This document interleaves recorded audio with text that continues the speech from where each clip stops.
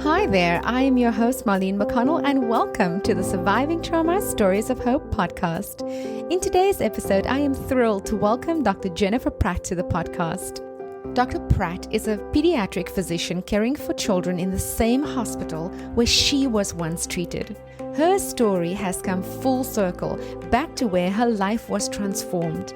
Dr. Pratt can now help improve the lives of other children battling critical illnesses with the gift of a wish referral and personally share in the transformation that comes from her patients' wish experiences.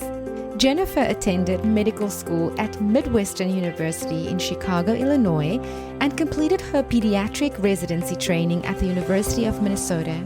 Her areas of interest include teaching medical students and residents quality improvement work and caring for medically complex children. In addition to her work, Jen enjoys golfing and exploring the outdoors with her family.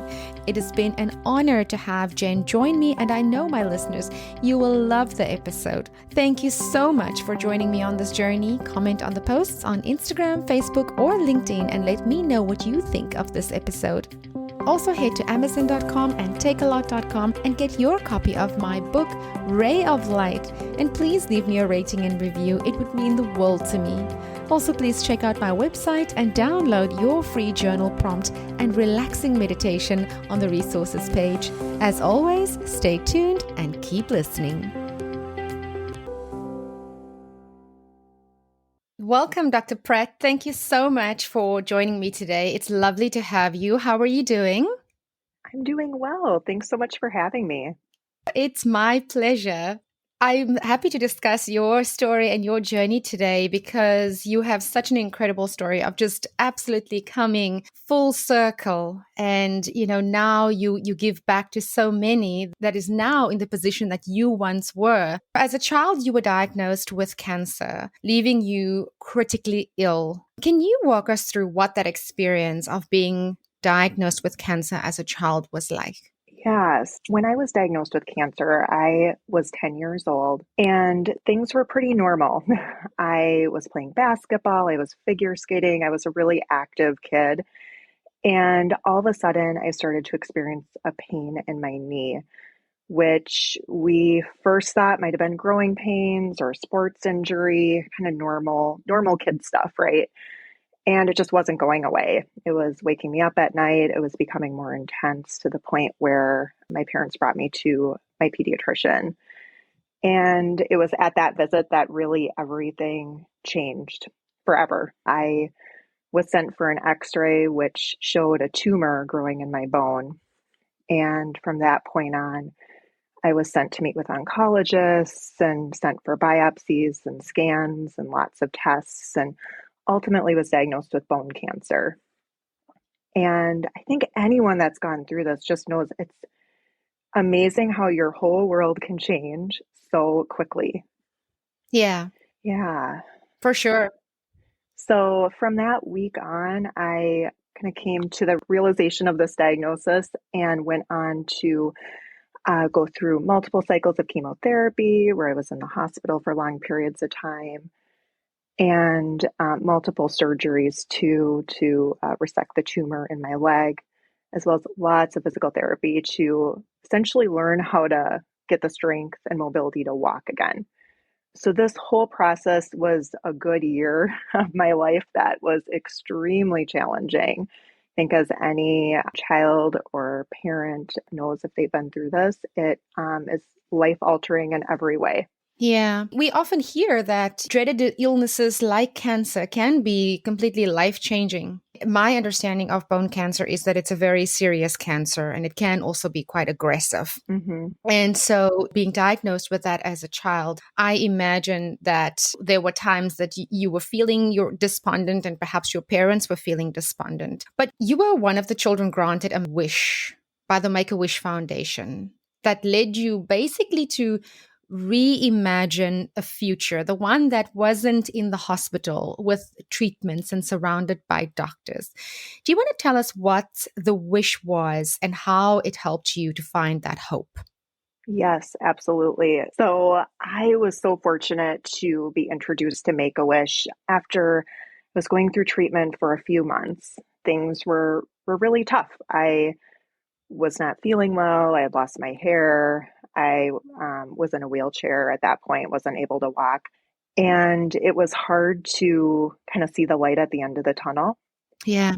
One of the things for me that really helped me get through my diagnosis and coping with all of the treatments was watching Disney films, drawing. I did a lot of kind of animation type drawing for fun to kind of help me pass the time with all of the treatments and appointments I had. Yeah. And it was hard for us as a family to do things together that we really enjoyed during this super stressful experience. So when I was approached with the possibility of a wish, I immediately knew that I wanted to go to Walt Disney World Resort and have this special trip to look forward to. And as part of my trip, I actually wanted to meet a Disney animator because that was something I really enjoyed and really was helping me get through my treatment. And I cannot tell you just how transformative it was to have that wish Wow. and to have that to look forward to. It was amazing. Yes. And I imagine that it brought some excitement to your life. And finally, then going on this trip gave you that hope that you were looking for. Yes, yes. And I think, as everybody knows who's been through this, you lose kind of a part of your childhood. You lose kind of the ability to be carefree and sometimes to let go and just, have fun and enjoy. And in a way, it kind of helped me reclaim some of what I had lost and just really gave me hope for the future. I remember sitting in my hospital bed counting down, okay, how many more treatments do I have until my wish? 5, 4, 3, 2, 1. It was a huge deal to make it to the point where I was able to go on my wish trip and to have that special time. Yeah. But I also hear you say you actually lost part of your childhood because of all of the treatments that you've had to go through. It's almost sort of a grieving process also at the same time that you experience because of the things that you lost. Absolutely. So, yeah. Yeah, it was very powerful to be able to have that wish experience after missing a year of school and activities and sports and holidays being in the hospital. I can't stress enough how impactful it was, not just for me, but really my whole family. Mm-hmm. When we normally hear about the granting of a wish, we normally just associate it with sort of an endpoint, right? We think, okay, this is sort of the last wish that this person who is going through all the treatment is granted, and this is the end. But what was lovely and so inspiring about your story is that it wasn't an endpoint, but it was actually a new beginning for you.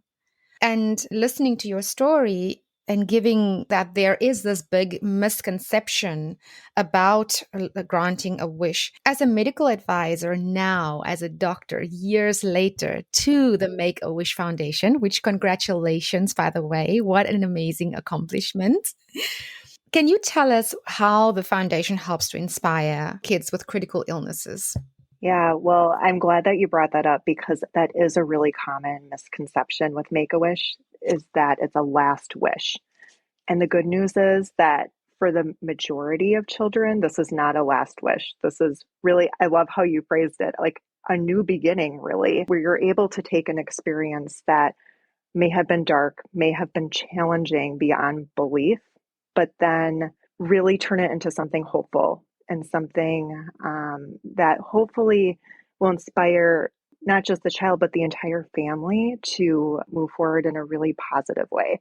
So now, as a physician, I'm able to be a part of helping wishes get granted to children in my area, which is really just an awesome privilege to have. Um, and I see that, the vast majority of children that we do grant wishes for do go on to continue to live full and happy lives. That's wonderful. It really is. It's amazing. It's amazing. And we know that these wishes help patients and families in a really positive way actually be able to handle their illness more effectively. And it's interesting. I was actually involved and hearing more about a wish impact study that Make-A-Wish did over this past year that looked specifically at the impact of these wishes. Mm-hmm. And we know it goes so much further beyond just one day or one trip. We know that these wishes give families and patients the ability to handle the trauma, the stress of these experiences in a more positive way. And it actually translates to better health outcomes over time. I really do believe that. Yeah. It's interesting that you say that it translates to these positive health outcomes. So I guess it is possible for a positive experience or a positive outlook to have a positive impact when it comes to critical illness. Yeah, absolutely. I think every day I see, in my work as a physician, how important mental health is to physical health Mhm. and just the interconnectedness between the two. So I really believe that kids and families that have something like this to be hopeful about, it translates to improved mental health and improved physical health. Yeah. What I love is that it goes beyond only the patient. Because I think sometimes we forget when we are diagnosed with cancer, it's traumatic for the person that has to experience it, like you as a young child, being in that hospital bed, being in a wheelchair, you're experiencing it. But it's also so incredibly hard for the allies, the family members, the friends who have to come alongside and hold your hand and watch you go through that experience. So it's wonderful that this actually also extends beyond only the patient and can help in a positive way. So, having seen both sides, Dr. Pratt, both as a patient and also as a physician, what guidance do you have for the parents of children who are diagnosed with critical illnesses like cancer? Yeah. So, as part of my job, I take care of a lot of families that are in really stressful medical situations.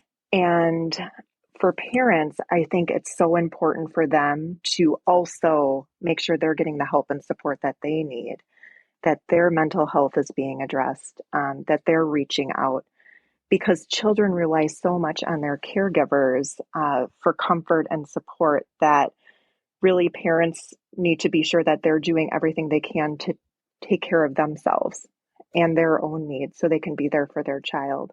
While, I'd say I was so fortunate to have family around me that was incredibly positive and motivating, even during the really tough times. It can sometimes be hard to have that outlook when you're in the middle of such a stressful situation. So I think encouraging parents, caregivers, siblings to really reach out for help and support during these ordeals, because they are incredibly traumatic and challenging, and it's not something we can do alone. Yeah, definitely not. There is that element of healing in community. Absolutely. Yeah. Dr. Pratt, you've got this slogan of from magic to medicine. And I love that. But what does that mean to you? Yes. So for me, I really truly believe that my wish was transformative to really help me see my experience in a positive light.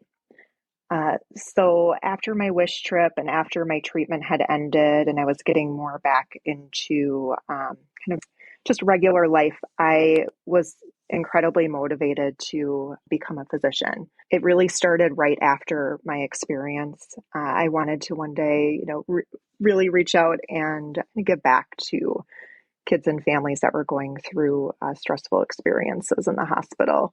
So today I'm fortunate to be a pediatric hospitalist and actually get to work at the same hospital that I was treated at, which is incredibly rewarding. Yes, that's fantastic. Congratulations.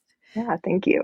You've been in remission all of this time. Congratulations. That is a huge achievement. Do you have any last words of inspiration that you want to leave us with?